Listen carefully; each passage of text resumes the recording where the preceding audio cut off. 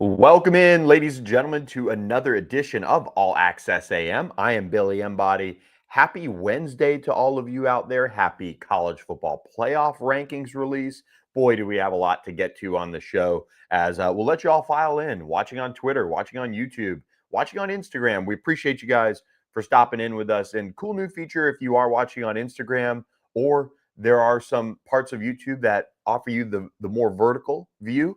You get that now. So shout out to our StreamYard platform for taking care of us with that regard. So we are down in Miami, and Miami was a big storyline for the college football playoff rankings. We'll talk about that. We'll be joined at the end of the show at 8:40 a.m. Eastern time by Nathan Breisinger of Pittsburgh Sports Now, covering Pitt, of course, and previewing that Notre Dame matchup for the Panthers this weekend in Pittsburgh. Huge college football playoff implications there, as well as ACC respect level implications there. It's a non-conference game, but it's a huge matchup for Pitt going into this weekend and looking to keep their momentum. We'll talk about that, but I do want to get going with the college football playoff rankings. But before we do want to remind you guys that we are brought to you by our friends at OPW Solutions. OPW Solutions is where you can get all the latest and greatest technology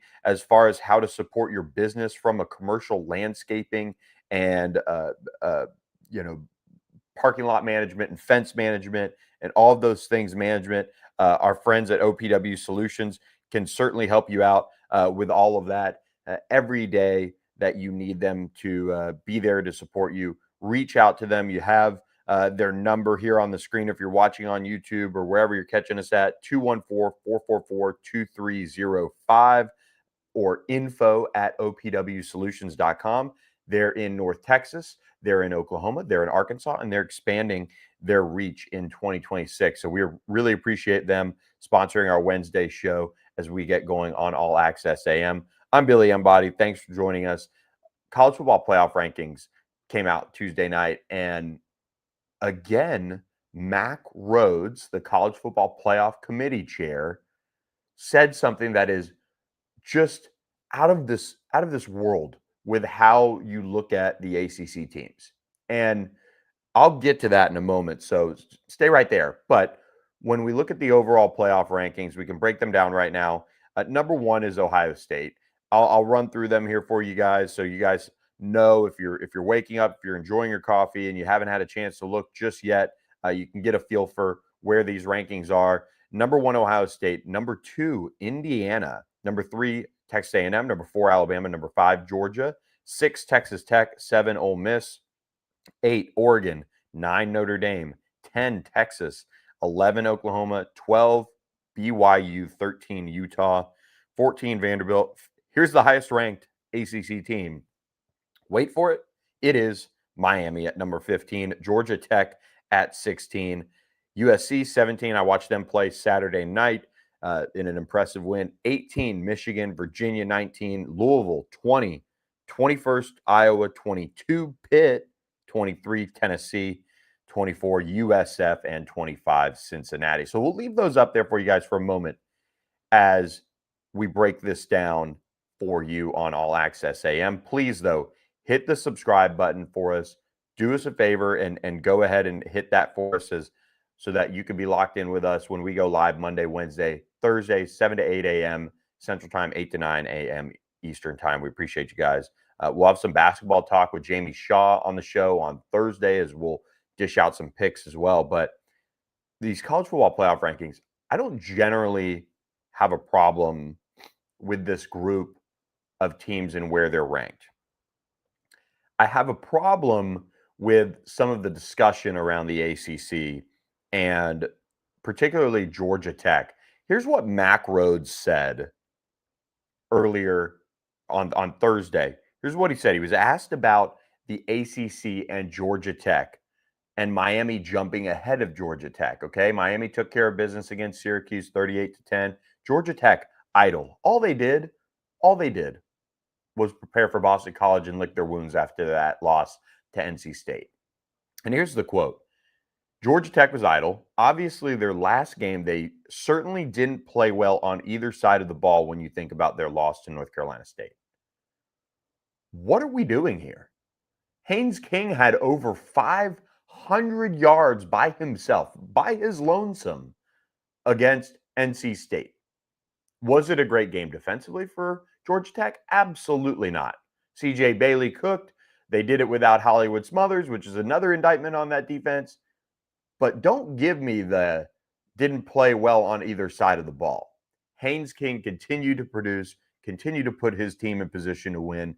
And it's a silly discussion point that I'm shocked is still at this same point it was a week ago when he said it the first time. I don't know what people want to see from Georgia Tech offensively. I think there's a perception around Georgia Tech because of Haynes King being this gritty East Texas son of a coach quarterback that they grind it out every game. They don't deliver the explosive plays. They don't deliver offensively in general. They just get it done. But Haynes King is one of the best quarterbacks in the country and is playing like it pretty much every week. Are there plays he'd like back against NC State? Sure, absolutely. But when you're talking about what went wrong for Georgia Tech, you've got to start with the defense. And you're going to have opportunities for Georgia Tech to prove itself over these next final 3 games. Obviously, they face BC this weekend. They should be able to take care of a BC offense that really can't move the ball. They don't know who their quarterback should be. They've shuffled them in and out. There's a lot going on there. You'd like to see Georgia Tech go up to Chestnut Hill this weekend and do what SMU did to BC, which is completely control that game. Then they have an opportunity against Pitt the next week to defend a talented quarterback in Mason Heinschel. More on him, obviously, at 8:40 with our friend Nathan Breisinger and his rise. But then you finish up with Georgia. So the defense has to get its house in order. But maybe this ends up being the Haynes King show that has to carry them all the way to not only Charlotte, but the college football playoff. And it's been the Haynes King show. He's been the one to carry the rock. He's been the one to carry the load offensively. And he's done it consistently week in, week out for the most part. So it's such a weird talking point here for Georgia Tech's loss to be viewed that way. They played a bad game defensively. And teams win together, they lose together, but it's so strange that after last week, somebody didn't whisper in his ear and said, "Hey man, hey Mac, knock, knock. Did you see the way Haynes King played last week?" I don't understand it. I don't understand it. So sorry for that rant to open the show around Georgia Tech and their loss now coming up on 2 full weeks ago. But it's such a strange ordeal to go through some of the talking points with this college football playoff chair and committee and why they view certain teams the way they do. Miami jumps ahead of Georgia Tech at 15, sitting in position now to tee up what we know could happen if the SEC doesn't cannibalize itself. Because if the SEC doesn't cannibalize itself, you will have Texas, Oklahoma dropping in all likelihood. Let's say the top 7 teams stay as they are, right? Alabama wins out. I guess Alabama, there's probably a couple games in there with that top 7 that they do play each other. I think Alabama and maybe, let's see, Texas A&M might play each other. I could be completely off on that. No, they play Oklahoma and, of course, Eastern Illinois, sandwiched between Oklahoma and Auburn. So 10 and 11, Texas and Oklahoma. This is where I was going and had this right. Let's say Texas and Oklahoma lose SEC games or one SEC game each over the final few weeks here. Let's say Texas A&M beats Texas. Say Alabama beats Oklahoma this weekend. All of those things put this conference in position to have the top 7 stay where they are. You'd see Miami slide up, I would imagine. You'd see Georgia Tech, if they win out, slide up eventually. Those are all really important pieces to solving this college football playoff puzzle and figuring out if the ACC has a shot, not only at getting one team in, but getting 2 teams in. I think the ACC ends up getting 2 teams in. The Miami move up solidifies that. If Miami wins out, let's think about Georgia Tech and Miami. Let's say Georgia Tech and Miami win out. And I don't know if that leads them to Charlotte. I think it leads Georgia Tech for sure to Charlotte. But let's say Miami doesn't end up in Charlotte. They should end up being in a strong position to make the college football playoff. They'll have an opportunity to do it. Because number 11, Miami, right now in the seeding, would face Texas Tech. Number 12 would be USF. Number 10, currently, in the seeding of the college football playoff, if it were to happen, would be Texas right now. Oklahoma would be the team left out. If Texas loses another game, because again, this isn't about predicting, this is about what would happen right now if the season ended today. You could have Miami continue to slide up. You could have Georgia Tech, if they win the ACC, continue to slide up. And the good thing for the ACC and what this college football playoff committee showed this weekend, or excuse me, this week, in my opinion, is that they are going to try to get 2 ACC teams in if the ACC doesn't cannibalize itself. That's the important thing here. And you have Miami and Georgia Tech as the 2 that are poised to do this. Yeah, Texas. I'm not talking about for Sandra Wells.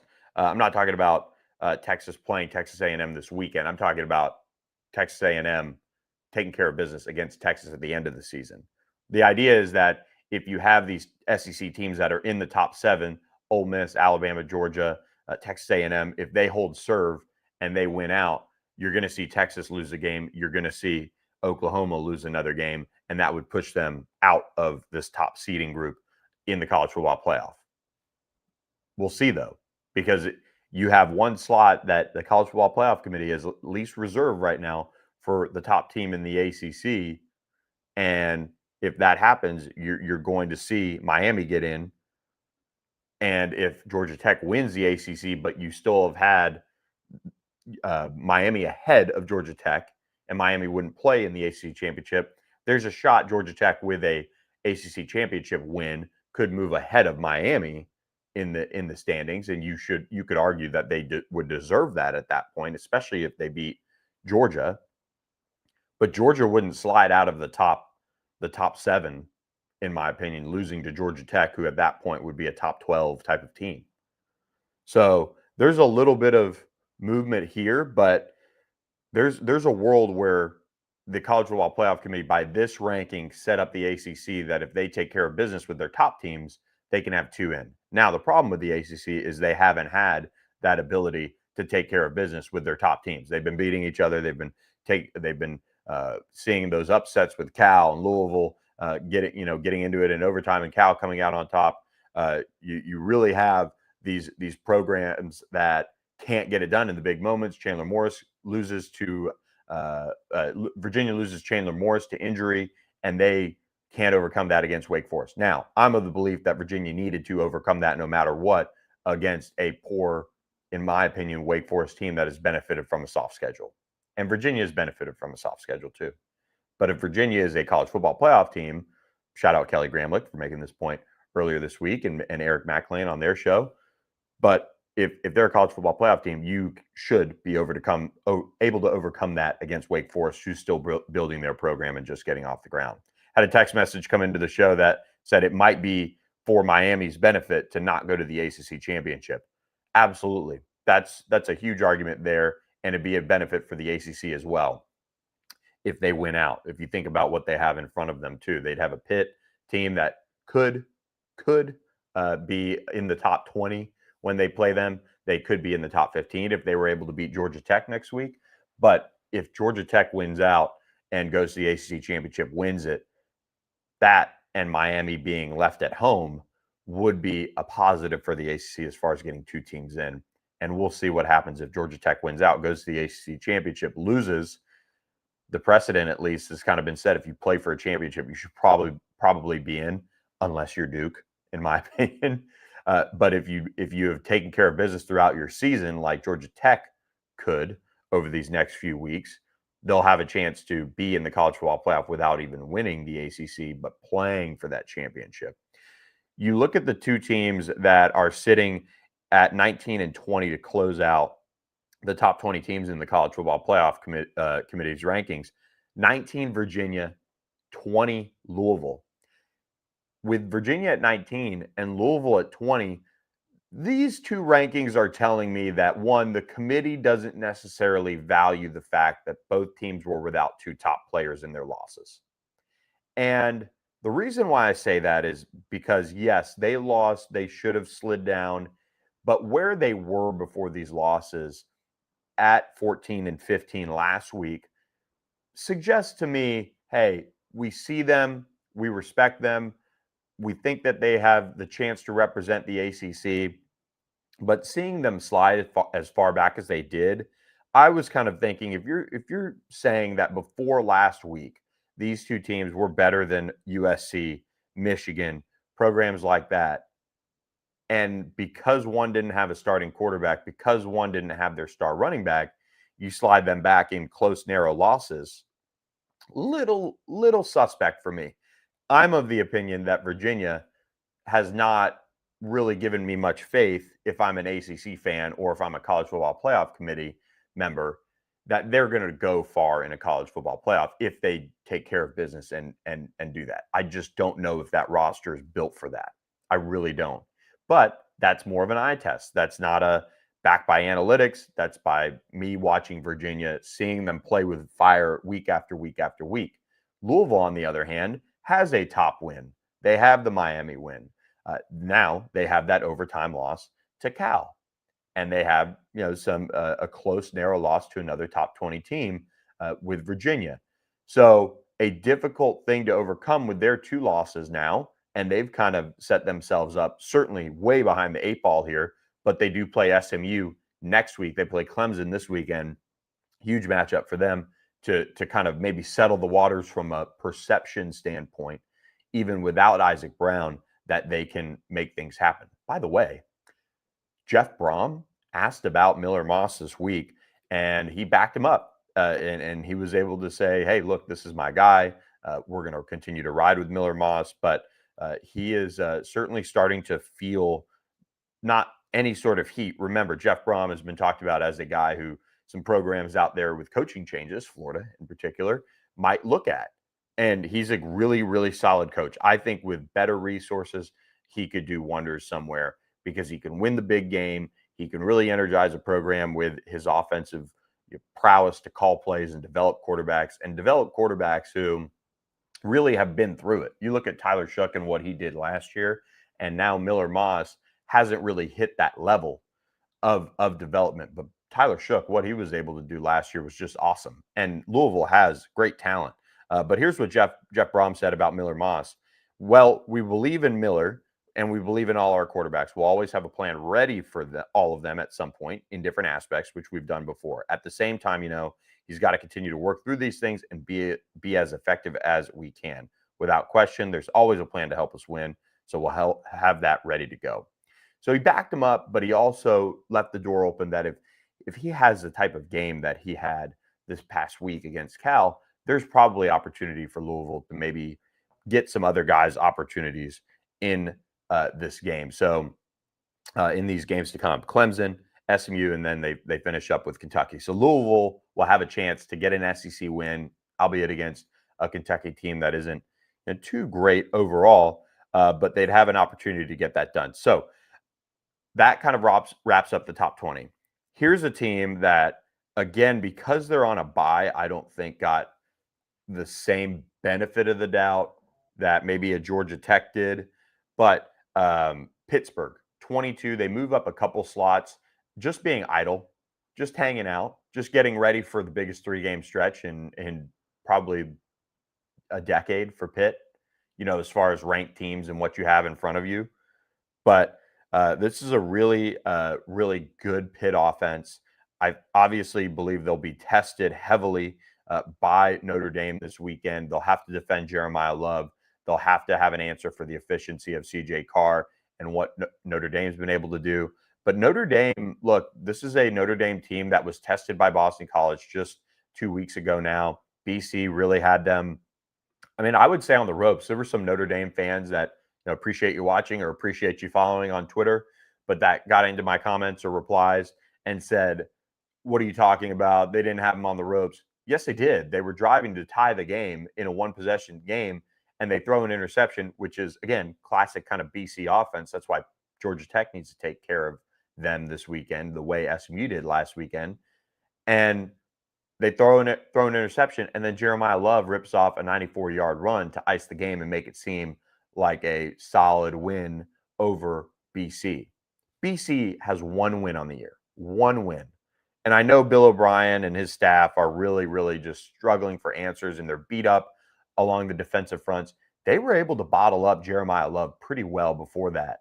So a really interesting conversation among the committee, I think, next week, if Pitt is able to get this win over Notre Dame, would be, well, how high do they deserve to go? Because to tie it all back together, Mac Rhodes said this in terms of Miami jumping Georgia Tech. Georgia Tech, again, we look at all the metrics. Their strength schedule is hard for them when you think about just any non-conference signature wins. Miami certainly, with the win versus Notre Dame, was a key factor for Miami being ahead of Georgia Tech. Again, just in general with the ACC, I just think their lack of non-conference signature wins, other than Miami over Notre Dame. Of course, Florida State blew their opportunity to really be able to tout their win over Alabama earlier this year. And the committee, Mac Rhodes admitted as well, when looking at Notre Dame, they've won 7 straight. They have those early season losses. They've confirmed that if Notre Dame wins out, obviously they're going to the college football playoff, and they should, but they've already confirmed it so far in advance that you wonder, would they even sneak them in with 3 losses? Like, if they lose to a top 25 Pitt team, does Notre Dame then take that spot maybe of like an Oklahoma? Do they slide in there? Do they have that chance to then stick around and hang around? Because I don't think they should. If they lose in the month of November, it just shows me exactly what a lot of people are probably going to be saying about this Notre Dame football team. They lost their 2 toughest games of the year. Yes, they lost them close, and they lost them on the road at Miami and then at home against Texas A&M. But then they played Purdue, Arkansas, Boise State, NC State, USC at home. Boston College on the road has been Notre Dame's toughest game to date this season as far as on the field play. Toughest game to overcome. And then they took care of business against Navy in impressive fashion. Now they finish with Pitt, who's in the top 25. Syracuse, horrible. If Notre Dame messes around with if Notre Dame messes around with Syracuse, they should drop a spot to begin with. That Syracuse offense can't do anything. They can't move the ball. It should be something like we saw earlier this year against Arkansas, 56-13. That's what you want to see from Notre Dame. I think we will, by the way.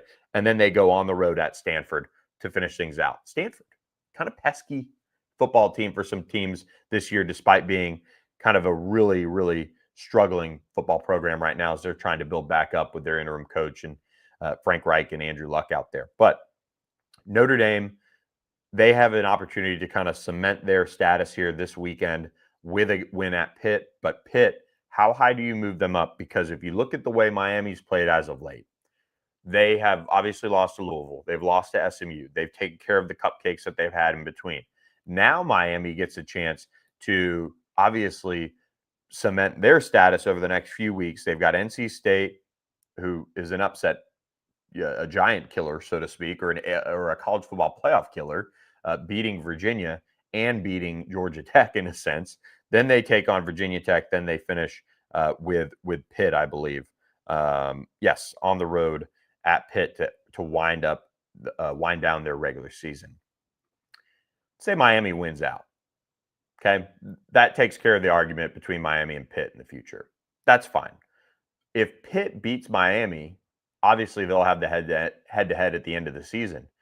But Pittsburgh, will they jump past Miami if they can get this win this weekend over Notre Dame? That would be one heck of an argument for the committee to have to wrestle with, because Pittsburgh, with their starting quarterback, Mason Heinschel, is undefeated.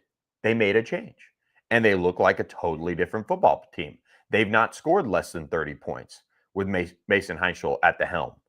So they have some things that they have going for themselves with regards to the early season and how they lost and now have bounced back.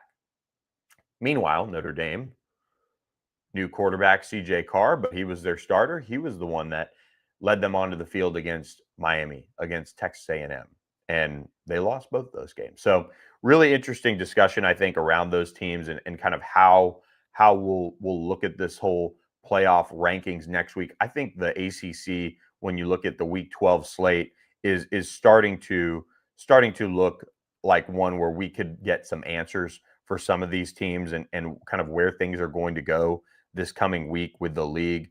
Because you do have, obviously, the Pitt Notre Dame game is massive. Again, we're going to preview that in about 10 minutes with Nathan Breisinger of Pittsburgh Sports Now. So stick around for that if you're a Pitt fan for sure. NC State heads to Miami. Can they work some magic? Georgia Tech at Boston College should be a pretty calm game. But then Virginia on the road at Duke this weekend. A massive game. Virginia could be without Chandler Morris. There's hope that as of today that Chandler Morris will practice. We'll see kind of what the reports are out of Charlottesville on Chandler Morris's status, but he's not for sure going to play this weekend at Duke. Which, if he doesn't, that is quite the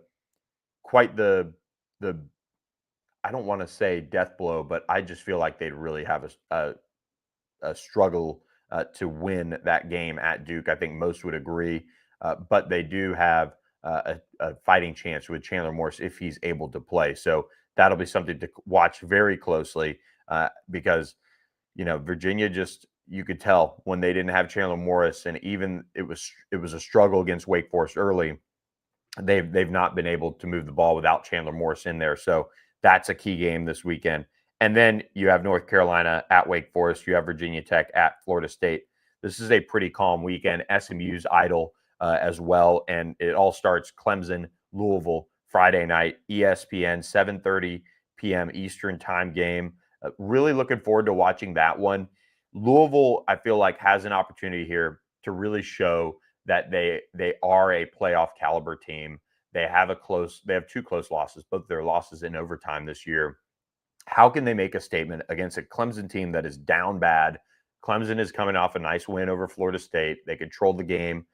They were able to have some fun with it and get a big win at Death Valley to kind of close out the ACC slate of games there for their seniors and kind of put that emphasis on their night game there in Death Valley. So are they going to show that they can finish strong, or are they going to show that things might not finish well for Clemson, regardless of what they've done in the past? So really interested to see what happens with that Friday night game. Let's get to some of our picks for this weekend. I want to dish out the Louisville Clemson pick for you guys for this game. Again, 7:30 p.m. Eastern time, Friday night. Louisville takes on Clemson on ESPN. Louisville favored by 3 points here. I am not a Miller Moss believer. I wasn't before this season. I said it to whoever would ask me. I said, I can't believe Louisville has bet its chips on Miller Moss. And he's a great kid, had good interactions with him when he was a recruit. But after what I saw at USC, I was surprised that Jeff Brom handpicked this guy to lead his program this year. And now we're in November watching Louisville struggle offensively without Isaac Brown back there. And we saw that struggle at times early this season. Louisville -3.5, though, is the pick for me. I just think Clemson doesn't necessarily have it in them to go on the road and win this game in a night game at Louisville. I think Jeff Brom, this is the type of game that he gets up for, his team gets up for, they'll respond. I think they were in a bad spot with Cal coming to town. They've kind of spent a lot of emotional capital lately, and they needed to kind of maybe have a wake up call, but they didn't need to lose that game and really spoil what was a really nice story coming together for the ACC of Louisville and what they could be for this college football playoff rankings. So Louisville is my pick, -3. I think they get the win, and I would take them to cover that as well. I like what Louisville's doing against Clemson this weekend. I think Jeff Brom is going to prove to everybody that, hey, that was not a great game from Miller Moss. That was a game that you score 23 points in regulation, and yeah, they're going to bounce back against Clemson. I think that Clemson defense, their secondary hasn't been that good. I think that was a good matchup for Clemson versus Florida State. Looking back on it, Tommy Castellanos is a dynamic player at times, but not a outstanding player in the passing game of sorts. So I'm going to go ahead and pick Clemson to fall to Louisville this weekend and kind of really put themselves behind the 8 ball as far as making a bowl game. We'll see how this pick obviously stands up, but I like Louisville at home here to bounce back. I don't think they lose 2 straight at home, and they get back on the right side of things. You look at the rest of this weekend slate, kind of a slate that will really kind of make you fall asleep in a way outside of Notre Dame Pitt. But that was how we felt about last week's slate in week 11 for the ACC before all the chaos happened. I do want to pick NC State Miami and preview this one. NC State Miami is an intriguing one for this weekend. You've got NC State as a 14.5-point underdogs on the road. This kind of feels like the Louisville game in a sense. You've got a team that has some weapons. You've got a team that has some ability to be a giant killer. Dave Dorian has really kind of calmed the waters around his future in a sense, but they still have to finish here. You know, they still have a slate that doesn't necessarily guarantee that they will be bowling, but they have the chance to if they take care of business. They're 5-4 right now. They head on the road to Miami, then they play Florida State at home, and then they play UNC at home as well. So very, very manageable final 2 games.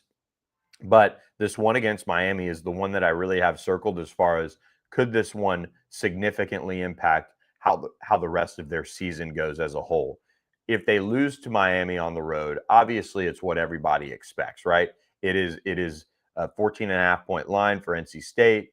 They're not being given much respect. Miami has taken care of business, against some of the lesser teams.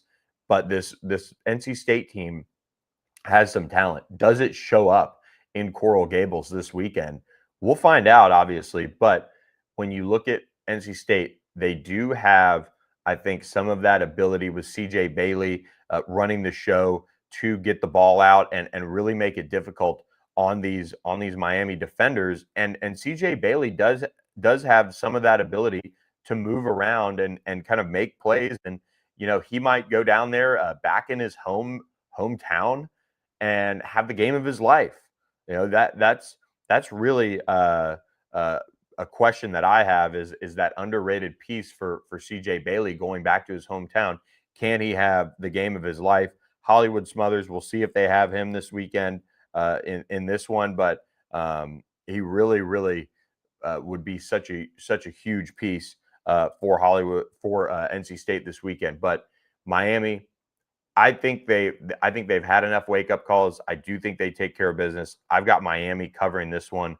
Again, 14.5 points is a lot, but I think they can get it done and continue their march on as far as improving their college football playoff resume. All right, let's end with this. We're giving out a couple picks here. We are going to talk on Thursday's show with Jamie Shaw of On3 Sports, on3andrivals.com, breaking down the basketball side of this league. We're going to spend some time doing that. We'll preview the rest of the games for the league as well. But let's have a spotlight here on Louisville taking care of business against a top 10 Kentucky team last night. 96-88. Big game for Pat Kelsey and this Louisville program to take care of business against the Wildcats. You've got to give them a lot of credit. Denzel Aberdeen was was awesome for Kentucky, but it was just too much Louisville, and they were able to get the win over Kentucky. Got to give Louisville a lot of credit for what they put together in this one. I did not get a chance to watch it, but Michael Brown Jr., Ryan Conwell, both had 20-plus points, with Michael Brown Jr. scoring 29 in this game to lead all scorers. Really nice win there for Pat Kelsey and that Louisville team. I think you've got to see them now as a top 10 team. You got to see them as a team that most people are picking to maybe unseat Duke there as at the top of the ACC. Louisville certainly had a ton of buzz going into this season around what this Cardinals team could look like, and I think they're showing in the early going why. And they just got Kayshawn Pryor back. Big opportunity for them to take that next step.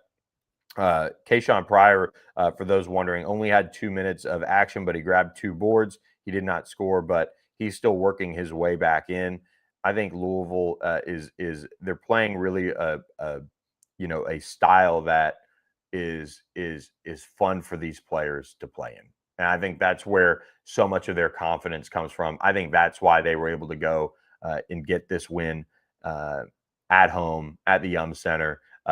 Great win for this conference. And look at the ACC in basketball early on this year in non-conference play. They've been able to take care of that business, and it's been such a big deal for them to do that. So you've got to give them credit, and allowing this group of teams to step up in non-conference play, and we'll see kind of how the rest of the weekend and this non-conference slate goes. But for those of you guys who are watching us, we appreciate you guys.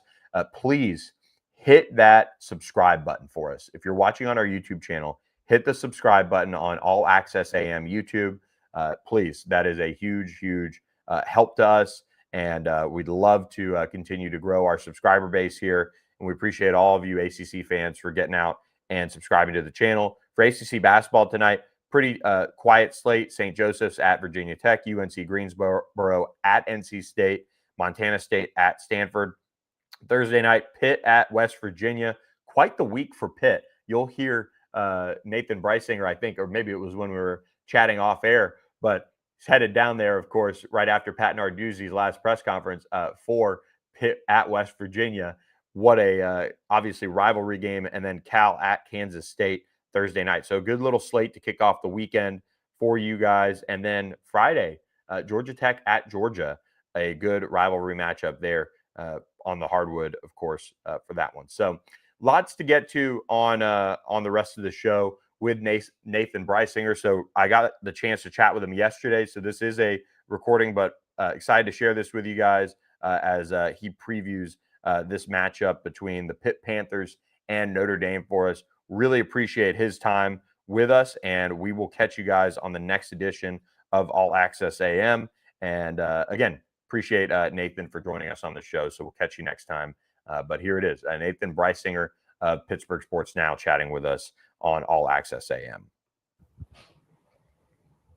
Really excited to be joined by our next guest on All Access AM, Nathan Breisinger of Pittsburgh Sports Now. Nathan, thanks so much for the time. We appreciate it. I know it's a huge week for Pitt, taking on Notre Dame, College game day, ACC huddle, everything going on around this program right now, centered around the Panthers and the Irish getting together on the football field. What is the atmosphere in town right now? Just is the whole city coming out for this one?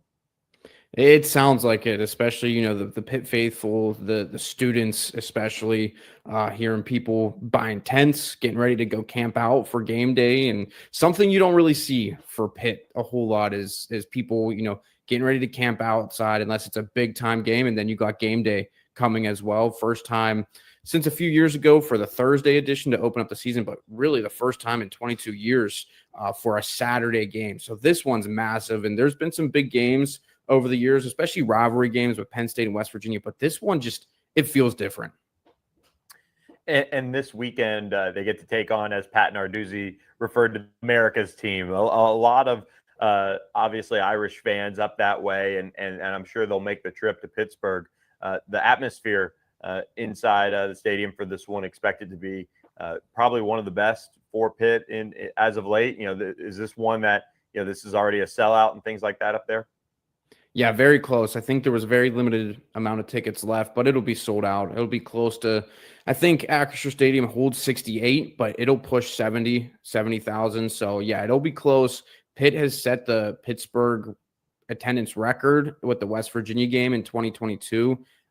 This will be close. So part of the reason why everybody's turning out to see Pitt take on Notre Dame is the play of Mason Heinschel. Since he's been inserted as the Pitt starting quarterback, they've taken off. That offense has been so much fun to watch. It's putting up points.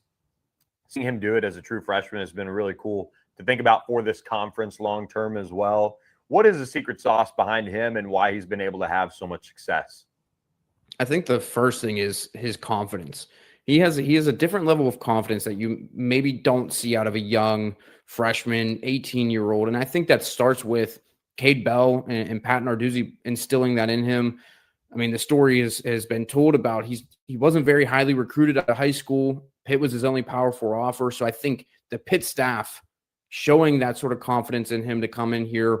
And even from the spring, when I had talked to Cade Bell, that he was really high on Heinschel and knew they had something in him. And so it was a surprise when they made the switch, but maybe not so just about the way the coaching staff was thinking about him and that he could potentially play. I mean, and Narduzzi had always talked about, hey, we're getting Heinschel ready to start a game just as we would with Holstein, and Cole Gonzalez, the other backup as well. But Heinschel just has this confidence and this ability to lead and command this offense that's just different. It's on a different level. He's got a little bit of swagger to him as well. But just, in terms of the on-field ability, I mean, he's just so good at reading and finding his guys in the receiving game open, anticipating throws, and then he can make the big play when he needs to. He does a good job of giving or taking what's given to him, but then he puts the cherry on top where he can kind of make that big play where maybe Holstein didn't in big time moments. Holstein threw a couple interceptions at times against West Virginia and Louisville, but Heinschel hasn't really done that. A lot of his mistakes have come as the game's been pretty much wrapped up, but he's just done a good job of just doing all the little things right. And then another big aspect of his game is he can use his feet as well. That's a little underrated aspect of his game. He can run, he can take off. He had a big 36-yarder to open the Syracuse game that I think surprised and shocked a lot of people. So he just does a lot of little things right and just looks mature way beyond his age.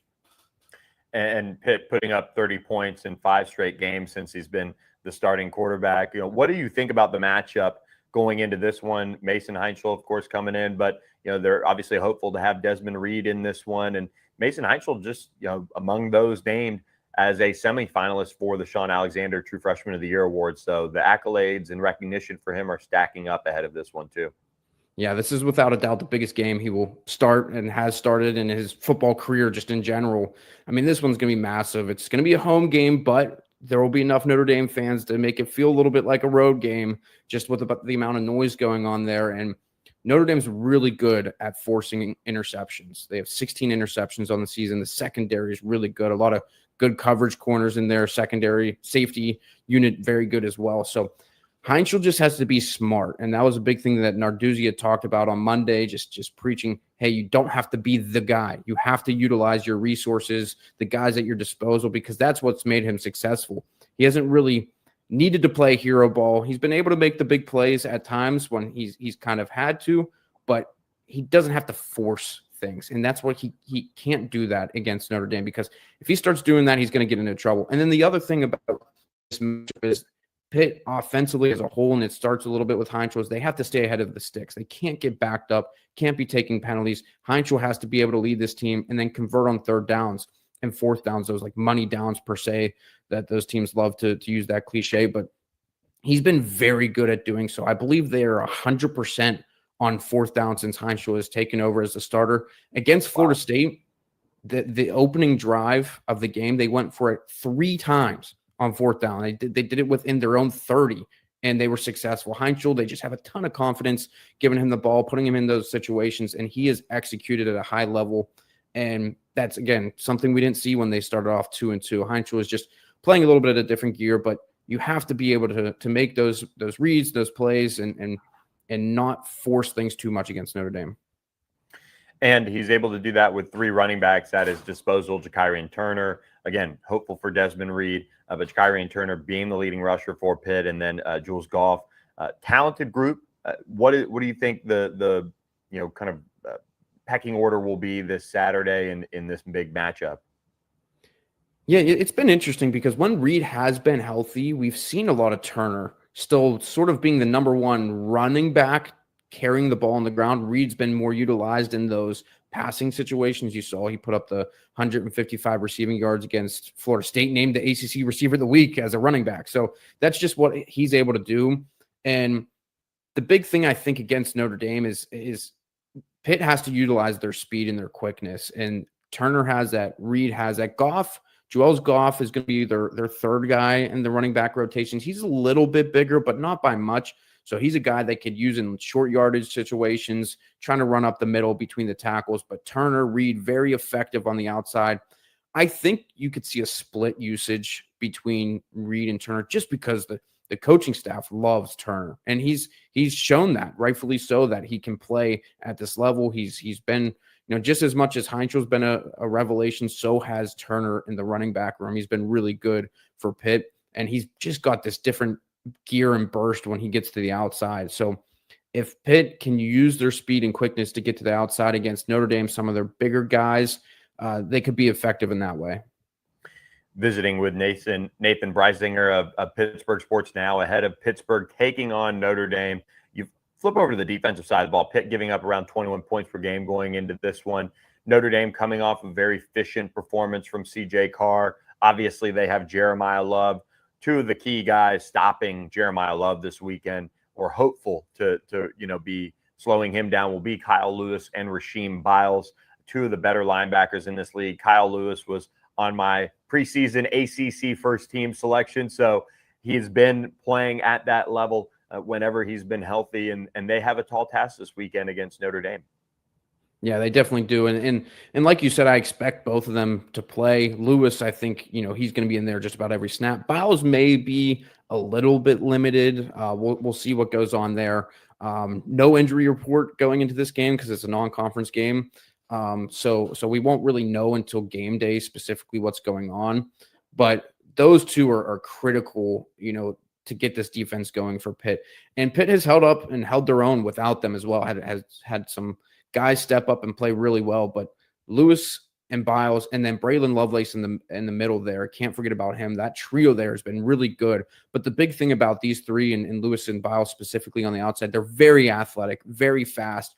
They're disruptors in the backfield. Biles a little bit more so than Lewis because Biles plays that boundary linebacker, so he comes in on the blitz a little bit more. Biles a little bit lengthier than Lewis, but he's just good, a very sound tackler, very solid tackler. Was the ACC leading tackler before he missed the Syracuse game and then has missed the past couple of games. So Pitt getting him back would be a huge boost and just help with the depth overall there so they can rotate in some guys. But Lewis, I mean, he's, as you mentioned, being an All-ACC preseason candidate. He was an All-American last year. Might not be putting up the stats as he did last year, but he's still playing at an elite level and just he's playing with such high IQ that, I mean, I think people don't even realize just how smart of a player he is as well. He's very good at reading opposing offenses. And the other thing with both Biles and Lewis that you got to take account for, they're very good coverage linebackers. They're very good in coverage. And Lewis came back from injury against Stanford 2 weeks ago and was in lockstep with the Stanford tight end, came up with an interception. And that could go Branson try to force in there, and just an excellent play all around. And I know Narduzzian mentioned that, NFL scouts might be looking at him to be a nickel type hybrid type player between safety linebacker. And that was the perfect example of the type of plays that he could make if he's slotted into that type of position. But Lewis and Biles, I mean, they're going to have to fly all over the field against Notre Dame, and they're going to have to really hone in on stopping the run. And talking with the defensive coordinator, Randy Bates, on Tuesday, he talked with the media that it really has to come down to gang tackling. You got to get that first guy in there and then bring that second guy in. And Pitt's defense has been pretty good at doing that this year. You bring up a great next segue there. I was going to talk to you about Randy Bates, him sounding off on Jeremiah Love and what they've got to do. You mentioned the gang tackling. Jeremiah Love, 988 yards on the ground this year, 13 touchdowns. Obviously one of the best, if not the best running back in the country. Pitt's front, their defensive line, is that group good enough to maybe limit him enough when they're at their best, when they're being able to be disruptive and get in the backfield? Is that something that you've seen enough of that you feel confident maybe this is a game where Jeremiah Love might get slowed down just enough to make CJ Carr go out and have to win this one? Yeah, you put it perfectly, where limit him just enough. And I think that's been the big key for Pitt, because they've shut down teams completely, whether it's NC State with Hollywood Smothers, besides a big 60-yard run. They completely limited him, and NC State had to throw it, and CJ Bailey just wasn't able to do it like you're expecting Carr needs to if they shut down Love. Pitt shut down the Syracuse run attack. But the big game you look at is the Florida State game. Florida State's so good at running the ball, big boys in the trenches up front. And Pitt, it was like, I think, 170 yards on the ground. So not the number they'd love it to be at, but they stopped the run enough. They forced a big critical fumble in that game as well. So that's the type of performance you need to see out of this D-line, and that's what they've been able to do. And I think they could step up to the challenge. They got a really solid defensive tackle room with about 4 guys that rotate in there, with Sean Fitzsimmons, Francis Brew, who's a big guy, named to the Athletics freak list before the season, Nick James in there as well. And then Jasir Whittington's a young redshirt freshman who's been playing a lot more and more as the weeks have gone by, because they bumped one of their D tackles out to defensive end with some injuries, Isaiah Neal. Now the defensive ends are pretty healthy, so Neal, we'll see where he sort of slots. He might bounce inside and out as well this game. But Pitt, they love to stack the box, and with guys as healthy as they can be, you're going to see a little bit more rotation, D tackle, D end. So I think that could be very important playing into this game, as well as keeping them fresh in order to stop Love. And I think they have the capabilities to do it. Like I said, with just flocking to the football, they've done a really good job of that this year compared to maybe last year, or even 2023 when they last played Notre Dame. They really struggled at bringing players down. And I know Love, for a bigger guy, he can be pretty slippery. So Pitt, that'll be huge and critical for them to stop Love. I want to chat with you a little bit about this ACC championship race. And let's start with Pat Narduzzi's commentary. I thought this was just perfect. Coach Narduzzi, I think, encapsulated this entire race very well when talking about a must-win game and you got to go out and beat Notre Dame. And he says, well, we can, lose this one 103-10 or something as long as we win the next 2, which is that's a combination of coach speak. I got to imagine being like, look, at the end of the day, we got to take care of business these next 2 weeks, but let everybody else sleep on Pitt right now going into this, and let everybody think that the number 10 or 9 team in the country is going to come into Pittsburgh and just take care of business. And then the next 2 games are all that matters in this championship race. Exactly. I think, a lot of people, went really in on those comments, taking it really far, which, I mean, I don't know if that's necessarily what you want to say if you're Narduzzi, saying, hey, right, you can put up 100 on us. We don't care as long as we win the next 2 games. Because, yes, this game still matters, because, I mean, who knows if they win out, but somehow things don't fall their way and they don't go to the ACC championship, that committee's going to have a hard time maybe keeping them out, because you just look at the strength of schedule this last 3 games against top 20 opponents every single week.